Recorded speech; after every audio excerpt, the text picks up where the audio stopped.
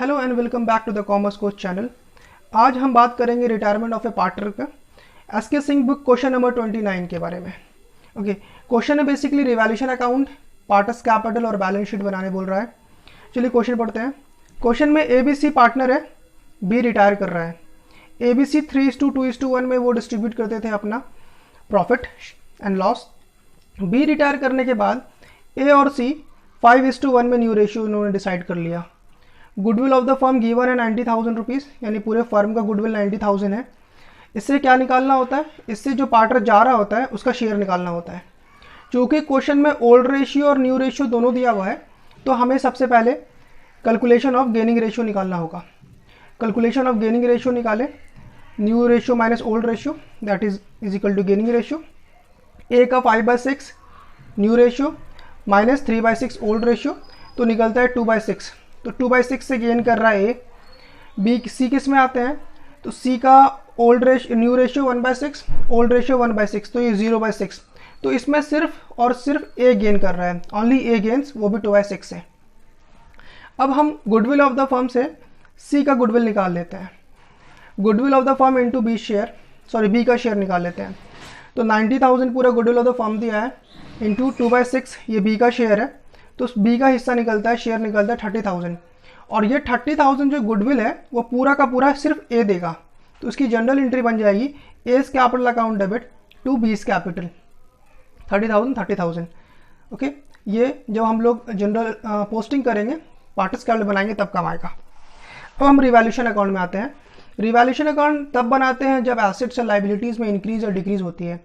तो क्वेश्चन में कुछ एसेट्स लाइबिलिटी इंक्रीज डिक्रीज हुआ है। स्टॉक 2000 से घट गया था, तो to stock 2000।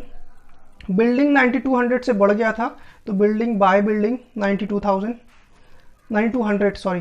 Okay, provisions for doubtful debts 5% maintain करने बोल रहा था। हमारा डेटर 20,000 था, उसका 5% 1000 होता है। और बुक में बैलेंस शीट में पहले से 800 रुपये की प्रोविज़न फॉर डॉटफुल डेब्ट था, तो 1000 बनाने बोल रहा है। 800 पहले से था, तो और कितना बनाना होगा? 200। तो लिखे हम रिवैल्यूएशन के डेबिट साइड में 2, प्रोविज़न फॉर डॉटफुल डेब्ट्स 200। फिर फर्नीचर के बारे में कह रहा है कि फर्नीचर 36,000 तक हो गया, तो फर्नीचर ऑलरेडी बैलेंस शीट में 40,000 का था, अब 36,000 मतलब डिक्रीज हो गया, 36,000 तक घट गया, दैट्स मीन 4,000 घटा, तो 2 फर्नीचर 4,000। अब उसकी बैलेंसिंग करते हैं, तो क्रेडिट साइड ज़्यादा है 9200 से, डेबिट साइड में वही लिखा, और ऊपर वाले से माइनस करने के बाद 3,000 रुपीज़ प्रॉफिट आया। रिवैल्यूएशन में प्रॉफिट 3,000, जो कि डिस्ट्रीब्यूट कर दिया गया ए और ABC तीनों के बीच में ओल्ड रेशियो में 3:2:1 में। चलिए अब हम बनाते हैं पार्टनर्स कैपिटल। पार्टनर्स कैपिटल में सबसे पहले हम लोग ट्रांसफ़र करेंगे इसका कैपिटल, जो पहले से बैलेंस शीट में कैपिटल है, बाय बैलेंस BD। ए में 80,000, बी में 60,000, सी में 60,000। ओके, ये ट्रांसफ़र करने के बाद बैलेंस शीट में वर्कमैन कंपनसेशन फंड भी है। वर्कमैन कंपनसेशन फंड यूटिलाइज नहीं हुआ, मतलब इसका ये मटका यूज़ नहीं हुआ, तो सारा का सारा वर्कमैन कंपनसेशन फंड ये ट्रांसफ़र हो जाएगा तीनों पार्टनर के बीच में ओल्ड रेशियो में 3:2:1 में। तो इसका बैलेंस आ रहा है 9,000, 6,000 एंड 3,000। ओके, उसके बाद हम ट्रांसफ़र करेंगे, बैलेंस शीट में गुडविल था। ओके, एसेट साइड में गुडविल है, अंदर है बैलेंस शीट के अंदर, तो वो ट्रांसफ़र कर देंगे इसके डेबिट साइड में ओल्ड रेशियो में, जो होगा 6,000, 4,000 और 2,000। ओके, अब रिवैल्यूएशन का प्रॉफिट ट्रांसफ़र करते हैं, ये इधर आ जाएगा क्रेडिट साइड में, बाय रिवैल्यूएशन 1,500, 1,000 एंड 500। ओके, ये ट्रांसफ़र करने के बाद अब आते हैं जो हम लोग जनरल एंट्री पास किया था। हम लोगों ने जनरल एंट्री पास की थी यहाँ पे, as capital account debit to B's capital. इसकी पोस्टिंग करते हैं। एज डेबिट में है, तो इसका फ्रेंड बी बना, बी भी डेबिट में जाएगा, ए डेबिट में तो बी भी डेबिट में जाएगा, तो डेबिट में ले आए बी को, टू बी कैपिटल, ए में 30,000 लिखना है, जस्ट अपोजिट एंट्री होगा इसका। फिर बी क्रेडिट में है, तो ए भी क्रेडिट में जाएगा, तो बाय ए कैपिटल, और बी में सारा अमाउंट जाएगा 30,000। ओके, अब हम क्या ना बैलेंसिंग करते हैं, सारा काम हो गया। सबसे पहले जो पार्टनर जा रहा है, यानी बी जा रहा है ना, बी का काम करते हैं, तो बी का सारा बैलेंस लिख लेते हैं। 60,000, 6,000, 30,000, 1,000 जोड़ने के बाद 97,000 आया क्रेडिट साइड में। सेम अमाउंट आपको डेबिट साइड में लिखना है 97,000 और फिर ऊपर वाले से 4,000 से माइनस कर देना है, जो कि बैलेंस आया 93,000। इस 93,000 का पेमेंट करना है। क्वेश्चन कह रहा है कि अगर आपके पास बैलेंस नहीं है तो आप लोन लेके करो। तो हमारे पास एक्चुअल में बैलेंस शीट में सिर्फ 20,000 था, लेकिन हमें पेमेंट करना है, तो हम लोग यहाँ पे क्या करेंगे, टू बैंक लिख के 93,000 पेमेंट कर देंगे। ये बी का काम हो गया। अब ए और सी का करते हैं। ए का बैलेंस लिखा तो इसका क्रेडिट साइड में 90,500 आया, वही अमाउंट डेबिट में लिखेंगे। और सी का उसी तरह 63,500 आया, वही अमाउंट डेबिट साइड में लिखेंगे और ऊपर वाले से माइनस करने के बाद इन लोगों का बैलेंस सीडी आया 54,500 और 61,500। ये इन लोगों का बैलेंस सीडी बना, जो कि आगे capital as A capital utilise होगा बैलेंस। ओके, क्योंकि क्वेश्चन में बैंक लोन लेने बोल रहा है तो हम लोग क्या करेंगे, बैंक अकाउंट भी खोल लेते हैं। ओके, बैंक अकाउंट खोलें तो टू बैलेंस बीडी, पहले से बैलेंस 20,000 था। ओके, पहले से बैलेंस 20,000 था, 20,000 हम लोग को लिख दिए यहाँ पे। अब क्वेश्चन में लोन लेने बोला, हाँ लोन कितना लेंगे हम लोगों के पास 20,000 था। ओके, और हमें पेमेंट 93,000 करना था, तो हमें लोन की रिक्वायरमेंट कितनी थी, 73,000 की रिक्वायरमेंट थी।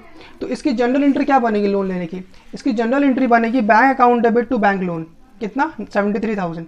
इसी की पोस्टिंग करते हैं लेजर में, तो bank account debit to bank loan, bank account debit to bank loan कितना 73,000। इन दोनों को जोड़ा 93 लिखा, इधर डेबिट से क्रेडिट में वही अमाउंट 93, और ऊपर में चूंकि पेमेंट हम लोगों ने सारा कर दिया टू बैंक पार्टस कैपिटल, किसको, सी को, तो बाय बी को, तो बाय बी कैपिटल 93,000। तो बैंक कॉलम में एक भी पैसा हमारे पास नहीं पाया, सारा का सारा पेमेंट हो गया। अब हम बनाते हैं balance sheet. Okay, balance sheet में लाइबिलिटी साइड में सबसे पहले लिखना है कैपिटल। कैपिटल कौन सा बैलेंस लिखना है, ये जो हमारा पार्टस कैपिटल से जो बैलेंस आया है, ठीक है, ये दोनों बैलेंस हम लोग लिखेंगे। ए का 54,500, सी का 61,500, टोटल हो गया 1,16,000। चूंकि बैंक लोन लिए थे 73,000 का, ये लाइबिलिटी हो गया हमारा, तो ये भी लिखना है हमें 73,000। क्रेडिटर है बैलेंस शीट में पहले से 50,000, उसमें कुछ घटा बढ़ा नहीं था, तो पूरा का पूरा आ जाएगा। वर्कमैन कंपनसेशन फंड पूरा डिस्ट्रीब्यूट हो गया, तो वो नहीं आएगा। प्रोविडेंट फंड बिल्कुल क्रेडिटर जैसा होता है, ये भी आएगा पूरा का पूरा बैलेंस। ये क्रेडिट साइड का हो गया, लाइबिलिटी साइड का हो गया। अब एसेट साइड का लिखते हैं। एसेट साइड में बैंक में कुछ आएगा नहीं, क्योंकि सारा का सारा पेमेंट हो गया। डेटर में 20,000 था, 1,000 प्रोविजन बनाना था, तो माइनस कर दिए 19,000 बना। उसके बाद स्टॉक में 32,000 का था, रिवैल्यूएशन अकाउंट में 2,000 से घट रहा था, तो इसे हमने 2,000 से घटा दिया, तो इसका हो गया 30,000। फर्नीचर में 4,000 से घट रहा था, 40,000 का था, 36,000 हो गया। कंप्यूटर में कुछ नहीं हुआ, पूरा का पूरा बैलेंस आ गया। लैंड बिल्डिंग 92,000 से बढ़ रहा था, 9200 से बढ़ रहा था 9200 रुपये से, तो 82,800 प्लस 9200 दैट इज 92,000, 92,000। एसेट्स पूरा जोड़ा तो आया 2,91,000, 2,51,000, और लाइबिलिटी भी 2,51,000, ये बराबर हो गया, हमारा आंसर सही है। ओके, तो ये था question number 29 SK Singh book का। अगर आपको वीडियो पसंद आया तो लाइक शेयर सब्सक्राइब, और अपने फ्रेंड को भी ये शेयर कर दें ताकि उन लोगों तक ये इन्फॉर्मेशन पहुंच जाए। और इसी तरह वीडियो मैं लेकर आऊँगा, ऐसे तरह से क्वेश्चंस लेकर आऊँगा, तो सब्सक्राइब कर दें ज़रूर चैनल को, और नोटिफिकेशन बेल आइकन ज़रूर दबा दें ताकि आपको नोटिफिकेशन मिलते रहे। Thank you very much.